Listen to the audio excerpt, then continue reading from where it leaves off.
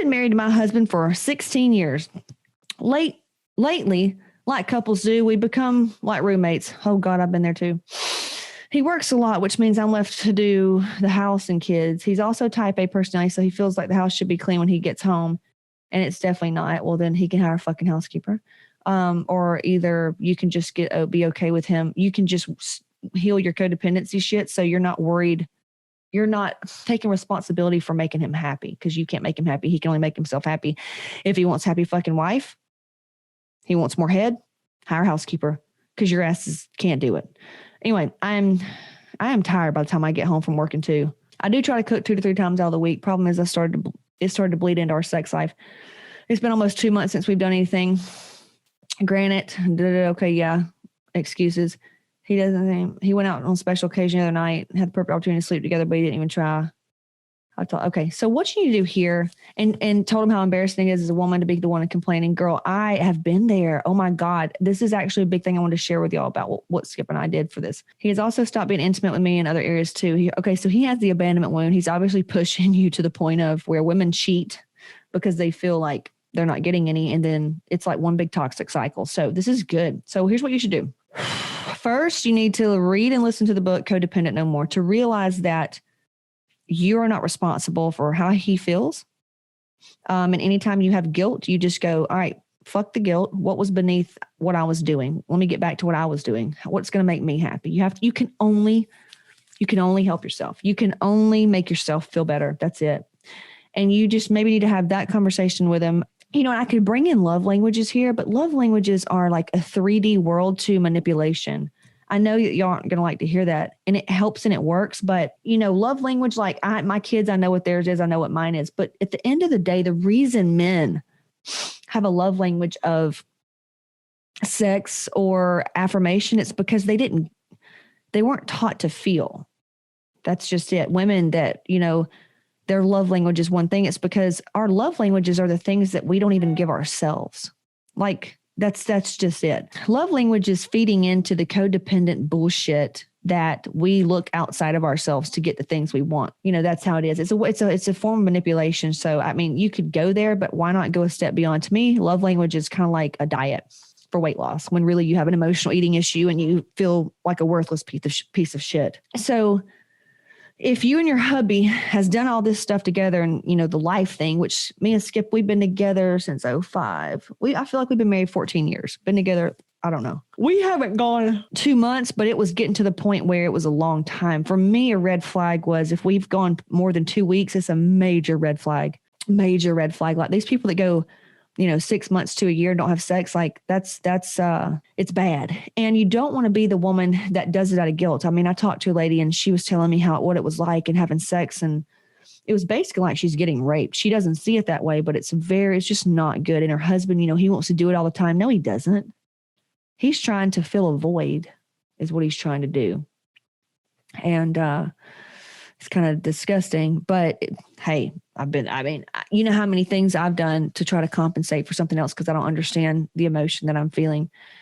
So what you need to do here is listen to the book Codependent No More, and then realize that, you're just honest with them. Like, hey, I don't like how things are going. Do you? This is what me and Skip did. Hey, I don't like that we don't want to have sex. Do you?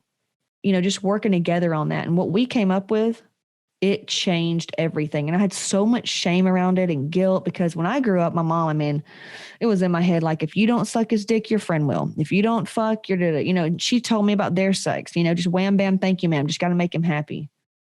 Like that's a slave. And if you've got a husband that really loves you, Skip, he didn't like that. He would tell me all the time, he goes, and this was early on, he'd be like, I don't like feeling like we're just masturbating with each other's bodies, and I was like, what the fuck? I thought all guys just wanted to get off. That's what my mom told me. They just want to get off. Skip, he liked feeling important and feeling the connection and all of the emotional stuff. Not me. I could have been a porn star early on. Now I couldn't, but early on, I could have probably been a hell of a porn star because to me, sex was just, that. I didn't go out and do it with everybody. I should have, but I remember when I met Skip too, he goes, why don't you have an orgasm? I was like, because I don't know you yet. I can give myself one. Because I did. I would give myself one. We were doing it. I didn't let him give it to me. Talk about emotionally guarded and blocked, huh? Anyway, that's why women that would fake it, I'm like, you're going to fake it to make him think he's good? Yeah, fuck that. You have no idea how fucking bad I was. But if your husband loves you, he's not going to want you to be miserable. He's not going to want you to feel guilty. I mean, would you? Think about it. Would you want to make your husband do something that he just wasn't feeling the whole way through it? That's kind of like, if you do, I would question like your sanity, because I don't think that's not kind. That's sad. That's very sad. It's almost like forcing your kid to do something, even though they're so unhappy, and they're just over and over, just making them do it. Like you get off on them not being happy. If you got a husband like that, you need to be divorced. That's not good. That's a narcissist. That is the definition of a narcissist. They feed on that. They feel real powerful. They love it. They get off on it. So there's that one. But I don't think this is the case. So we started planning sex. Seriously. 2 under 2, multiple, but running business and hormones and everything else, emotional stuff. And it brought up a lot of shit. And I told him, I was like, all right, I don't like that we're not doing it. I think that in my mind, successful people in relationships, I know the energy of sex personally. Like, it's a very powerful thing, a very powerful transmutating type of act. If you do it properly, I mean, you can manifest really cool things. It releases energy. It's good for you. It's like human. It's very just animalistic type things. And you know what it's like? You could tell, like, when your teacher came to school and fuck that day. You know what I mean? Like, oh, coach is in a better mood. He must have got some ass. You know what I'm saying? So we planned it. When I talked to him, I was like, dude, I don't like where we're doing things right now. All right. But you need to read the book Codependent No More and The Art of Extreme Self-Care, because she tells you how to do the art of extreme self-care. But if you don't read Codependent first, it's going to fuck some things up, because you'll be like me and be like, hello, Skip. Here's some things that I need from you, because that's going to make me happy. That's codependent as fuck. Not cool. So read that book first and then read The Art of Extreme Self-Care. So when I told Skip I didn't like how things were going, he said, yeah, me neither. He goes, I just like that I'm not wanting it anymore, because I got tired of asking for it and you didn't have time, and it just wasn't a thing. And by the time we both wanted to do it, and it did, and it'd be like 10 o'clock at night, or we should do it right now. We'd look at each other and be like, fuck, I'm so tired. This feels so good sitting in the bed, just touching each other. Can we just not? Like, it was that bad. But at least we agreed on it. We were both just not into it, So I said, you know what? Fuck this. And I used the energy work that I teach here, the 10 steps, right? That were how you address what you do and don't want, and limiting beliefs in between, and praying for if I already was doing this, how would it feel? Praying for inspired action or divine guidance. And it came through. Sure enough, I got on Google and I was like, I don't know what I typed in. To be honest, when I get in those things and inspired action comes through, I never know like how shit comes up. Next thing you know, I'm watching some meditation. I found some fucking guru. I found some quote. I get on, to my coaching program and get in and find one video that just changes it all. And I found this gal, a sex therapist, and a couple of articles. Because, the first answer when I heard planning sex, I was like, no. Matter of fact, this came up probably 2 years ago, and I was like, no. You talk about problems. Planning sex, that is horrible. Ew, no. Planning sex, I was so above it. So above it. Yet I'm like, I wish we could just fuck. Like, what's wrong with us, And I knew, like, she had the excuses. We all have excuses of why we can't have sex. So I finally was open to seeing things differently. Y'all like that? I was open. I was willing to see things differently. I read this really cool thing about this lady changed her life about planning sex, because like her and her partner they were great together. It was just, in a dry spell and life happening, And she explained the reasoning behind it, and like made me think a little different. She was like, when you plan sex, you know what you're going into. It's planned. You're clean. You smell good. It's almost like dating. If you think about dating, what did we do when we were dating? Dude, it was planned. We had matching bra and panties. Our toes were done. Our legs were shaved. Our breath smelled good. Because that caused fights with me and Skip. I'm big on smells and odor and shit. And if I smelled garlic, I would say during fucking, I'd be like, oh my God, don't breathe on me. Oh, fuck. And that he would sometimes just stop and be like, fuck it, I can't do it. I'm like, I'm sorry. Can we please. It's just a thing for me. I mean, that's just a thing for me, I don't want nobody, I don't want him laying there like miserable because I'm breathing on him and I got rank breath, So that was a thing. Or then like, if we start doing it or start getting there, I'm like, bro, whoa, whoa, whoa, whoa, whoa, whoa, whoa, whoa, whoa. I just took a shit, man. I am dirty, and that would like, nah. So the pros about planning sex were like, you're planning for it. You're clean, you're smelling good, you're all this stuff. I was like, okay. And she's like, and you don't have to have sex. Like it could just be a cuddle session, just a planned time of the day that y'all just get to sit there with the door locked and you just sit in his lap, or y'all just cuddle, or it could be oral. It could be whatever you want. It could be toys on each other. I don't care. So I was like, all right, that's cool. And that kind of sold me. And I put it out there to Skip. I said, what do you think about planning sex?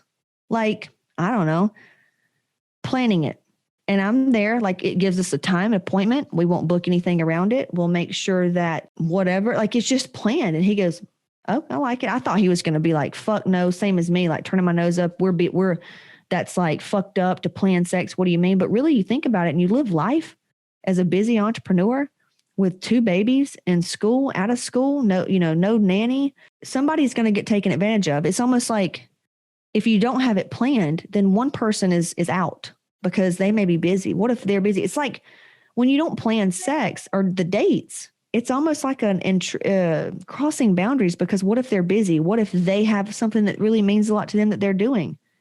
You don't really want to create more resentment. Planned sex has totally changed the game for us. And also, I didn't want to be late for one of our appointments. And he is like, that meant a lot to me that you didn't want to be late.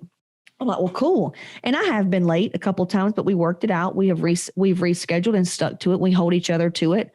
It's so fun. And then there has been resistance. There has been like days where it just does not seem like it's so easy to sell out, just like working out or eating good. It's so easy to say, oh God, fuck, can we just please, like I really need to do this. Like y'all don't even understand the type of resistance I'm fucking talking about. And we stuck to it. And I told him, he goes, you just not want to do it. Cause he was trying to get his way out too. And I go, no, because we are feeling so up against the edge with just life. We need to have an orgasm. We need to connect.